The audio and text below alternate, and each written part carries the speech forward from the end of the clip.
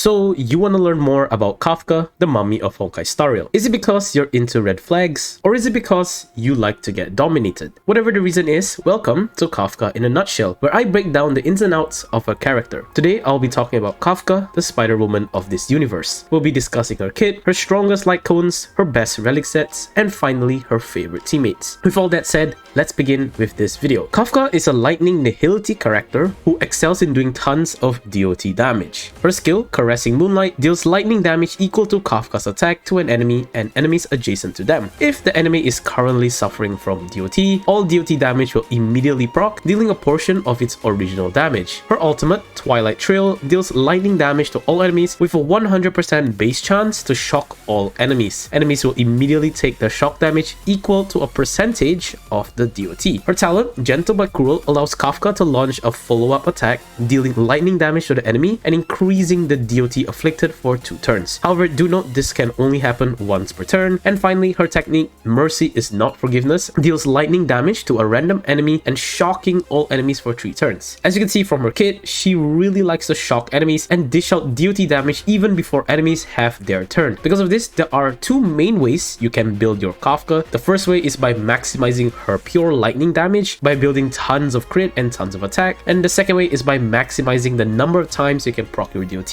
by building speed, effect hit rate, or break effect. However, do note that DOT does not crit, so keep this in mind when you want to choose how you want to build your Kafka. With all this in mind, the following relic sets are pretty good for Kafka. Number 1 is Band of Sizzling Thunder. It's a fantastic option for her. The 2-piece set increases her lightning damage, which is what Kafka wants, and the 4-piece set increases her attack when she uses her skill. Overall, this set gives her tons of stats which Kafka can use, and you can use either 2-piece or 4-piece on her and it's completely fine. A cheaper alternative to the set is the Musketeer of Wild Wheat, which increases her attack by 12%, a slight decrease from the 4-piece Band of Sizzling Thunder, but it's decent enough. The 4-piece increases her speed by 6%, very slight, but it's really good, and her basic attack by 10%, which is not too bad. Although we won't be using our basic attack that much, the 6% speed increase is not terrible at all. I recommend using this set until you can get a 4-piece Band of Sizzling Thunder. You can also do a 2-piece of both sets, which can even be better than the 4-piece Band of Sizzling Thunder if you don't have the correct substats and main stats. Lastly, the Thief of Shooting Meter increases the break effect, which is also somewhat decent for AoE characters like Kafka. However, do note, in order to get full value of the break effect, Kafka has to be the one inflicting weakness break on the enemy, which makes planning your turns a little tricky in order to get full value for this condition. Sadly, there isn't a DOT set in the game at the moment, but once it comes out, it would definitely be a great fit for Kafka. For the planner ornaments, the best one I recommend for now is the Space Sealing Station, as it increases your attack by 12%, and for the 12% if you manage to hit 120 speed. Honestly, it's not that hard to hit 120 speed if you can build your Kafka properly. The other option will be the Pan-Galactic Commercial Enterprise, as it increases Kafka's effective hit rate, which is what Nihility and debuff characters really want, and it also increases her attack based on the amount of effect hit rate she has up to 25%, which is not too bad if you're stacking effect hit rate on your Kafka. For the main stats, you want either attack percent or effect hit rate for the body piece, attack percent or speed for the feet, lightning damage bonus for the spear, and finally attack percent, break effect, or energy regeneration rate for the link rope. The stats are in order for which I recommend getting. For the substats, try looking for pieces with speed, attack, effect hit rate, and break effect, which will all contribute in helping Kafka deal out tons of damage. Moving on to her light cones, we have a lot of options. Her obvious best in slot is her signature light cone, Patience is All You Need. It increases damage dealt by Kafka and increases her speed every time she attacks, stacking up to 3 times. Overall, the stats it gives is what Kafka really wants and can use very well. World's 5-star light cone in the Name of the World is also decent on Kafka, as it increases her damage to debuff enemies, which isn't too hard to achieve if you manage to build your team properly. When you use Kafka's skill, you will also increase effect hit rate and attack, making this light cone also somewhat viable for Kafka. For free-to-play options, Goodnight and Sleep Well and Fermata are amazing options, as they basically boost your damage based on the number of debuffs the enemies have. If you manage to S5 any of these light cones, it may even be better than Welt's 5-star light cone. Finally, for teammates, you want characters who can easily abuse Kafka's ability to trigger DOTs. The obvious one everyone is talking about is Sampo, as he can apply tons of Wind Shear DOT.